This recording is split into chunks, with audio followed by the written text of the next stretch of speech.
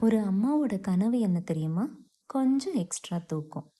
தூக்கம்னா எனக்கு ரொம்ப பிடிக்கும். யாருக்கு தான் பிடிக்காது? அலார்ம் சவுண்ட் கேட்டதும் மெதுவா எழுந்து இன்னொரு 5 மினிட்ஸ்னு திரும்ப தூங்குற அந்த சுகமே தனிதான். என்ன மாதிரி எத்தனை பேர் அப்படி பண்ணியிருக்கீங்க? ஆனா என்னால மட்டும் மார்னிங் கொஞ்சம் எக்ஸ்ட்ரா தூங்க முடியாது.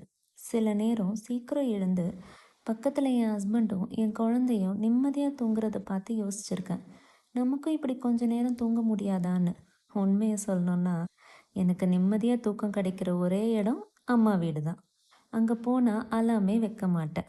யாரும் எழுப்பவும் மாட்டாங்க. என்ன சமையல் பண்ண போறோம்னு கூட யோசிக்க வேண்டியதில்ல.